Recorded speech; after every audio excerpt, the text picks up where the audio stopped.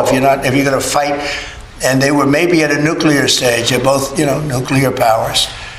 And I think stopping that was very important. We're trying to help out with a Biden-created monster, this whole thing that's happening with Russia and Ukraine. It's a horrible thing, and I'm not happy with President Putin at all. But this is something that would have never happened if I were president. This was a war that was never going to happen. Go ahead, Brian. I was just going to say, how would you address your critics that in the election they said that you would cause the next World War III, when in fact you're solving all the problems? I'm stopping wars. I'm stopping wars. And I hate to see people killed. Like, as an example, Ukraine and Russia, they're not Americans there being killed. They're not Israeli that are being killed. These are all Russians and all Ukrainians. But it's 5,000, maybe 7,000 last week, 7,500 last week, mostly soldiers. But people in towns and cities that are getting hit. But mostly death is mostly soldiers. Now, so they don't come from here, but it's 7,000 last week souls.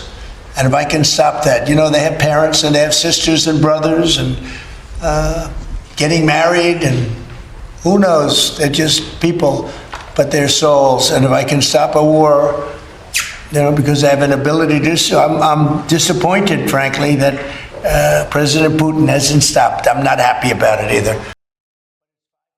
What's up, Patriots? Welcome back to Red Liberty Report, where we speak the truth, hold the line, and always put America first. If you're tired of the fake news, the globalist spin, and the endless lies from the swamp, you're in the right place. Now let me tell you something, folks. I just watched one of the most eye-opening clips from President Trump, and I had to get on here to break it down for all of you. This wasn't just a press moment. This was a reminder of what real leadership looks like, a reminder of what America used to be and can be again. Either. Mr. President, on the Iran talks, can you say if you've scheduled the next round of Iran talks, and then also on strike? We have scheduled Iran talks, and they want to talk.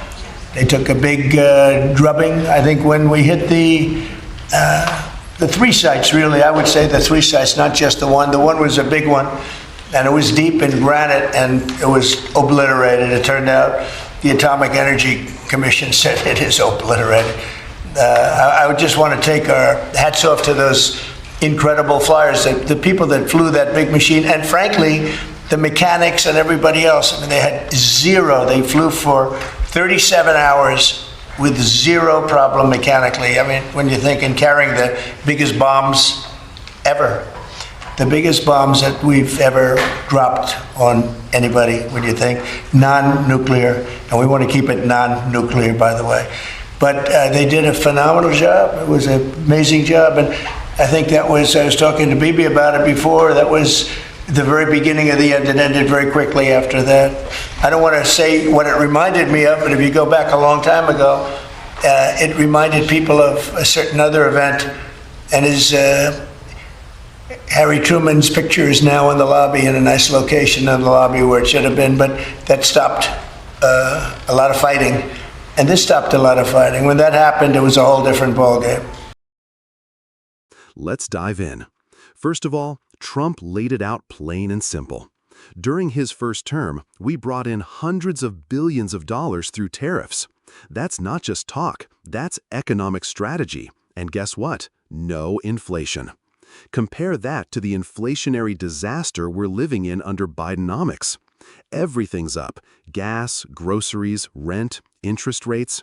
But under Trump, America had the most financially successful era in decades. And you know why? Because he didn't bow down to China. He didn't kiss the feet of the World Economic Forum or the UN. He stood up for the American worker, for the American farmer, and for American manufacturing. He didn't just talk about fairness, he enforced it.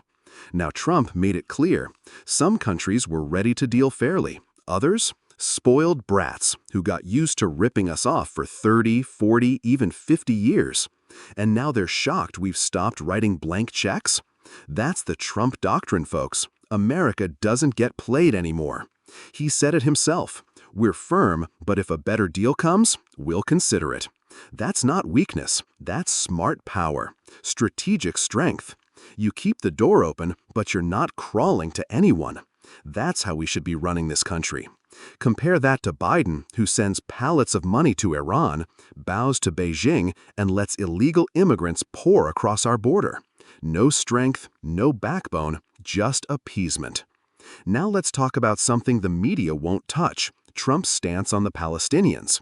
He's not calling for forced relocation or chaos. He's calling for free choice. That's American values right there. Freedom, self-determination. People should be able to decide their future, not be used as pawns in someone else's forever war. And the cooperation he's gotten from Israel's neighbors? That's a testament to the respect he commands. When Trump is in the room, people listen. Peace deals get done. Borders get secured. Remember the Abraham Accords? Historic peace without war. He did that. Not Obama, not Biden, Trump. The media mocked him, said he'd start World War III. But what did he actually do? He stopped a war between India and Pakistan, two nuclear powers on the brink of disaster. He brokered peace in Serbia and Kosovo, worked on de-escalation in Rwanda and Congo, and kept the world out of war. And now, with Biden asleep at the wheel, we've got chaos in Ukraine, whispers of war in Taiwan, and a nuclear threat from Iran again. Let me say this loud and clear. This would never have happened under President Trump. Why? Because the world feared him. Not because he was a warmonger, but because they knew he meant business. Now this part hit hard. Trump called out Putin, said he was disappointed, said this war is a tragedy, and he's right. Over 7,000 souls lost in 1 week. That's not politics, that's human life. And Trump gets that. He's not trying to play global cop. He just doesn't want innocent people dying needlessly because of failed leadership.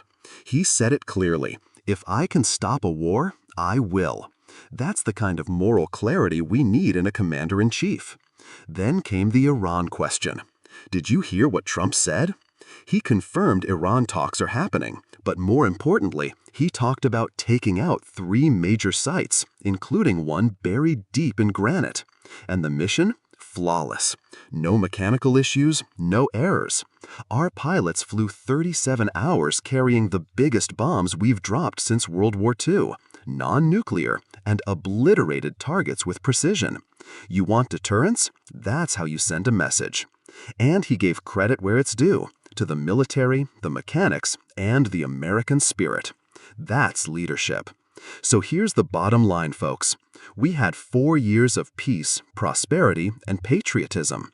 Now we've got economic misery, international chaos, and a border that's collapsing. Trump didn't just talk, he delivered, and he's ready to do it again. We don't need more weakness. We don't need more woke nonsense. We need strength. We need vision. We need Donald J. Trump. Do you think Trump was the greatest peacemaker president in modern U.S. history? Let's hear it in the comments. Until next time, stay strong, stay free, and always put America first. God bless you, and God bless the United States of America.